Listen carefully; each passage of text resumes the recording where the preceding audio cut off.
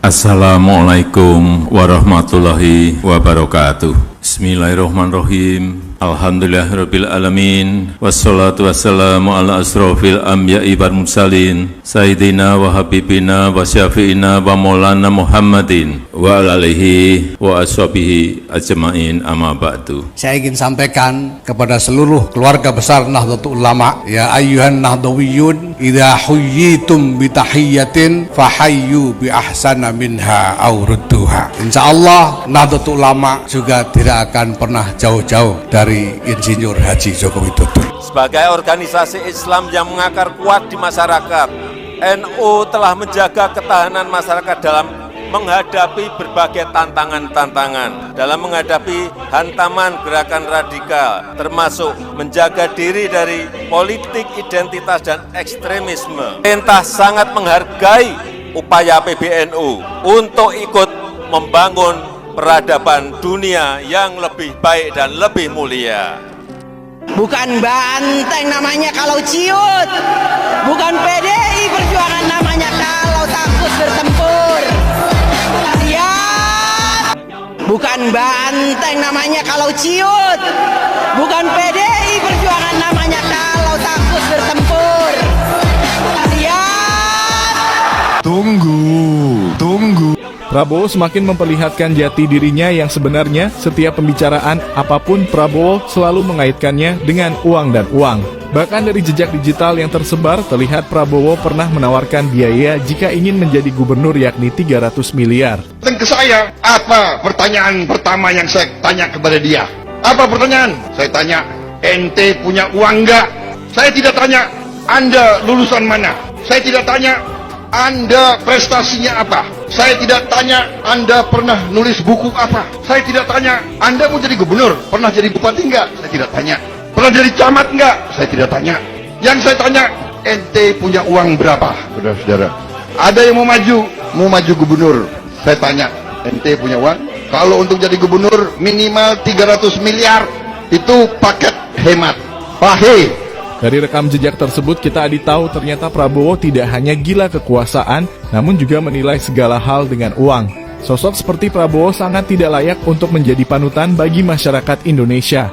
Fakta terbaru terungkap, ternyata Prabowo merupakan salah satu tokoh yang digembleng Amin Rais untuk menggunakan politik identitas dalam mendulang suara dari sekelompok masyarakat beragama menjelang Pilpres 2024. Menurut Amin Rais, cara ini ampuh mencuri suara rakyat. Prabowo Subianto merupakan salah satu opsi yang dipilih oleh Amin Rais, dan hal ini dikarenakan Prabowo merupakan salah satu sosok yang juga menggunakan politik identitas pada 2 kali kampanye di periode-periode sebelumnya. Dahulu Gus Dur pernah berkata bahwa jangan sampai Indonesia memilih calon presiden yang di belakangnya terdapat dukungan dari Amin Rais. Ucapan yang dilontarkan oleh Gus Dur ini bukan tanpa alasan. Pasalnya Amin Rais merupakan sosok yang paling kejam dalam berpolitik, bahkan ia tak segan melakukan segala cara demi bisa berkuasa. Politik identitas adalah gaya politik yang harus segera ditinggalkan oleh para calon pemimpin, karena akan berpotensi menimbulkan keributan dan hilangnya rasa toleransi. Anggota Dewan Pertimbangan Presiden Agung Gumelar mempertanyakan sikap politik koleganya.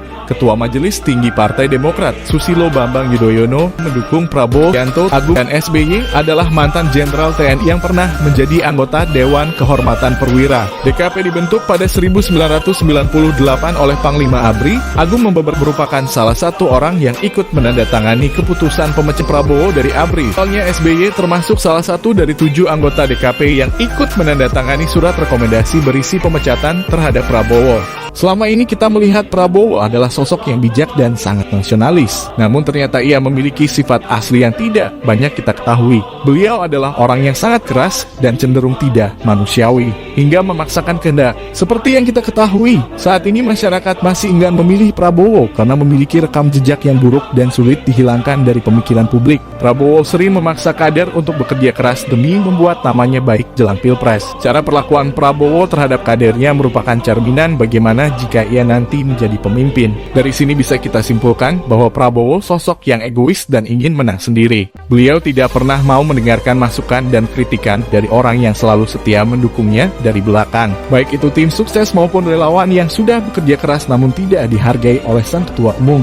Saya itu dibantah bahwa PT TMI itu ada, dan dibantah bahwa seolah Kemhan tuh nggak punya PT TMI. Lah pertanyaan saya kan sederhana, saya tuh diundang datang, ini kan bagaimanapun PT itu punya Kemhan dong. Saya turun, saya lihat logonya besar banget PT TMI. Cuma saya udah mulai aneh nih, kok gedungnya busuk banget ya gitu. Lalu Pak Jenderal itu jemput saya di lobi, diajaklah saya masuk, dia direktur. Terus pas masuk tuh saya lihat, kok perusahaan 1760 ngurusin 1760 triliun, kok sign edge-nya dari kertas, di print gitu. Walaupun ada logonya, TMI-nya bagus, logonya tetap besi itu. Saya foto, beliau marah kan, kenapa foto-foto? Ya ini aja lucu kok, tandanya pakai kertas gitu. Nah, ini yang bikin kecurigaan. Seberapa capable-nya PT TMI yang baru berdiri tahun lalu untuk mengelola uang sebesar 1.760 triliun rupiah itu, bahkan rekam jejak pengalaman pembelian senjata saja mereka belum ada sama sekali. Dan yang bikin curiga lagi, ternyata 3 dari 4 komisaris yang ada di PT TMI itu adalah orang Gerindra, partai yang diketuai oleh Prabowo Subianto, Menteri Pertahanan kita sendiri. Ada apa ini? Kok bisa orang-orang partainya sendiri yang mengurusi jual beli senjata ini? Ini yang bikin publik jadi curiga. Nah, ada seorang ahli strategi yang bernama Ibu Koni mengatakan bahwa kementerian ini nggak jelas, padahal ngurusin ribuan triliun. 2 tahun yang lalu tepat, Akbar Faisal memberikan sebuah video mengenai pembelian alutsista senilai 1.760 triliun rupiah.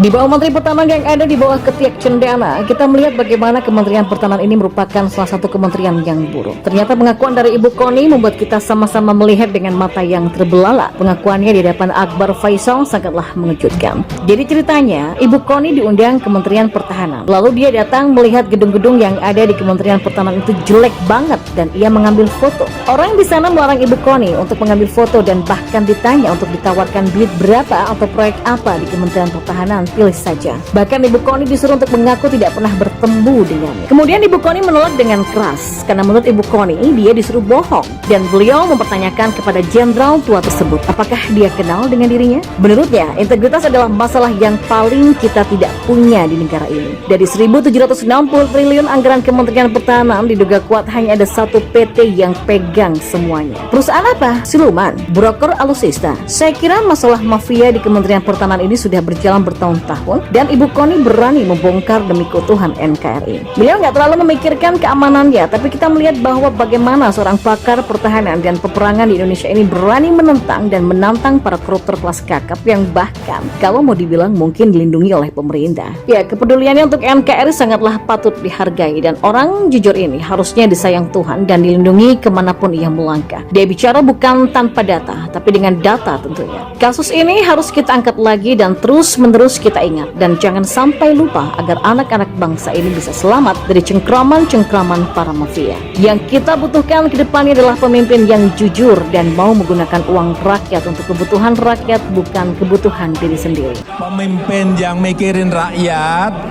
itu kelihatan, dari mukanya itu kelihatan. Dari penampilannya itu kelihatan. Banyak kerutan di wajahnya karena mikirin rakyat. Ada juga yang mikirin rakyat sampai rambutnya putih semua, ada. Berkerut wajahnya, putih rambutnya. Itulah sinyal dukungan terbaru dari Presiden Jokowi terkait Capres 2024 di hadapan ribuan pendukungnya. Jokowi memberi arahan penampilan fisik seperti apa yang menjadi ciri pemimpin yang selalu memikirkan rakyat. Bangsa ini butuh pemimpin yang mempersatukan, yang melayani rakyat, yang mampu bekerja makro, mampu bekerja mikro, dan mampu bekerja detail. Karena saat ini tidak mungkin kita hanya berpikiran makro saja. Mikronya harus dilihat, mikro dilihat, detailnya harus dicek lagi. Pentingnya dukungan Pak Jokowi untuk kedua capres ini apa sih menurut Mas Burhan? Pertama karena Pak Jokowi presiden dengan approval rating tinggi. Betul. Bahkan kalau kita buat rata-rata, approval rating Pak Jokowi ini mencapai 76% selama periode kedua. itu dibanding zaman Pak SBY, kita punya datanya, periode kedua Pak SBY itu rata-ratanya 51% approval ratingnya. Nah, itu yang menjelaskan mengapa Pak Jokowi itu bisa menjadi kingmaker, sementara zaman Pak SBY di periode kedua itu relatif sulit karena approval ratingnya yang rendah. Nah, dalam istilah komunikasi politik disebut dengan istilah co-branding. Jadi brand Pak Jokowi masih tinggi, sehingga siapapun mencoba mencari blessingnya Pak Jokowi. Nah, buat Mas Ganjar, basis Pak Jokowi kan sebenarnya istilahnya captive-nya Mas Ganjar ya. Dan lebih setuju lagi apa yang disampaikan calon presiden Pak Ganjar Pranowo. Tadi saya bisik-bisik ke beliau, Pak, nanti habis dilantik, besoknya langsung masuk ke kedaulatan pangan.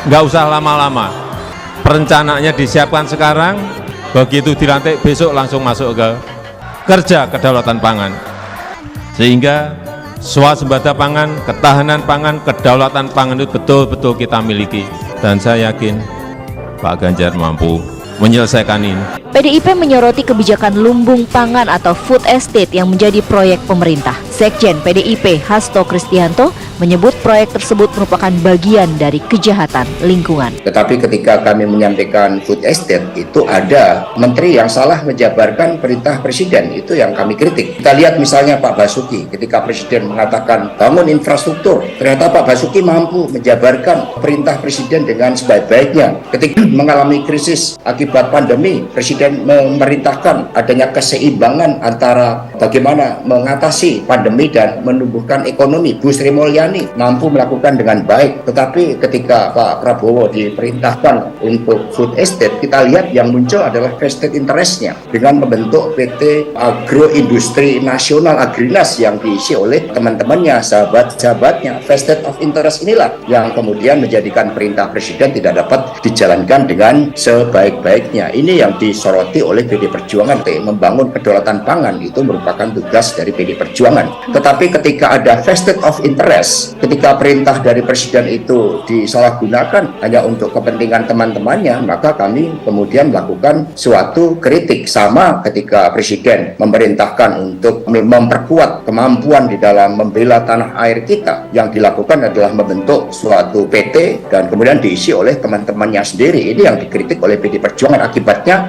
kegagalan di dalam membangun food estate bukan karena direction dari presiden, tetapi menteri sebagai pemerintahan sehari-hari menurut konstitusi yang seharusnya menguasai hal ikhwal terhadap pemerintahan yang dijalankan, ini tidak mampu menjalankan dengan baik karena vested of interest. Tempat ini menjadi saksi bagaimana pidato Bung Karno selalu menggetarkan. Dedication of life disampaikan di sini, mengajarkan kita agar bisa mengabdi pada bangsa dan negara. Pak Jokowi mewujudkan itu. Infrastruktur yang hebat, IKN yang tidak hanya memindahkan tempat dan ibu kota, tapi membuka mindset, merubah mindset untuk menjadi negara maju, termasuk hilirisasi industri yang akhirnya kita diperhitungkan oleh dunia. Hari ini kita meneguhkan hati, bekerja keras dengan api semangat yang tak pernah padam, menangkan PDI Perjuangan dan calon presiden PDI Perjuangan Ganjar Pranowo. Siap.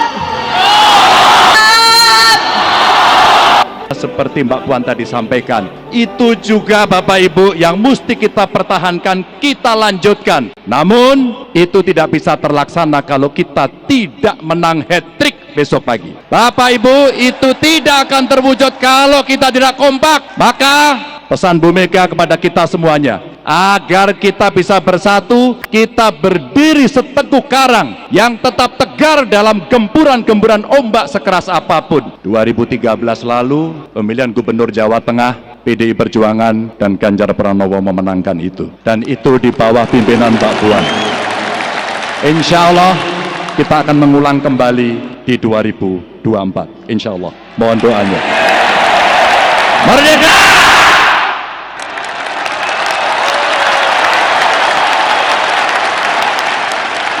Semoga Allah senantiasa menuntun kita di jalan yang diridhoinya. Wassalamualaikum warahmatullahi wabarakatuh. Terima kasih.